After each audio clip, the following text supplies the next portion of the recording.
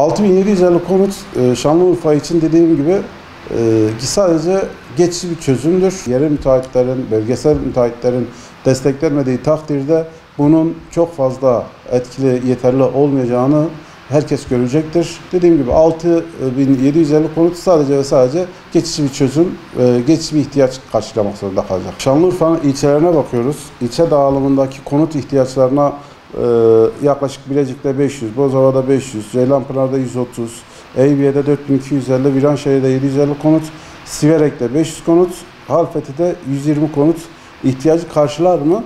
Özellikle Viranşehir ve Siverek'in bu noktada ihtiyacını karşılamayacağını beklentimiz doğrultusunda. Çünkü burada konut arzı çok az, konut talebi çok fazla. Dolayısıyla bunun arzı talebini karşılamayacağını beklemekteyiz. Yine şehir merkezinde Aşık bölgesinden kaldırılıp tamamen Eyüpiye'ye aktarılmasını da pek doğru bulmuyoruz. Karaköprü özellikle Aşık bölgesi artık bir TOKİ'nin bölgesi. Altyapının tamamen bitmiş. İşte o bölgede de şehre yakınlığından dolayı bu bölgelerde olsaydı en az 2000-3000 konut veyahut da 4750 konut da orada sağlanmış olsaydı çok daha iyi ihtiyacı karşılanır diye düşünüyorduk. Şanlıurfa Türkiye'nin doğum oranı en yüksek olan bir ilimizdir. Dolayısıyla Şanlıurfa Türkiye'de en çok emlak konut ihtiyacı olan illerden başında yer almaktadır. Son zamanlarda devletin ve bankaların bu konut kredilerini düşürmesinden dolayı konut satışlarımız durmuş durumda. Bu konut, emlak konutun TOKİ'nin yapmış olduğu bu hamle aynı zamanda bizim sektöre de bir hareket getirmesini beklemekteyiz. 250 bin konutun eğer seçim vaadi değil de gerçek anlamda 500 bin konutun yapılması demek Türkiye'deki konut sektörünün ihtiyacının en az bir 5 yıl olarak bandında bir ihtiyacı karşılayacağını beklemekteyiz.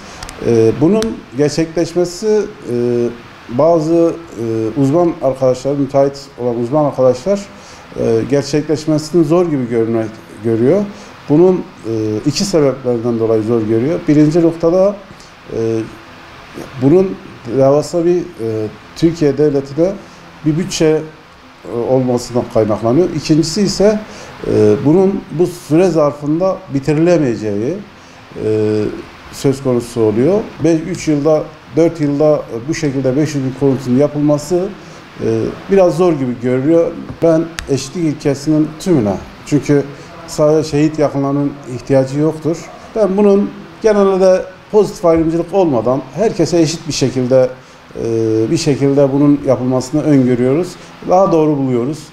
Şehitlerde, diğer engelliler de bunlar tabii ki ayrımcılık ister ama ben burada bu konut sektöründe bunun bu şekilde olmasını pek tavsiye etmiyorum. Yani bize göre daha eşitleyici olması lazım. Dar gelirlerin bugün asgari ücretinin bu taksitleri ödemesi, bu şekilde yapılması mümkün gibi görünmüyor.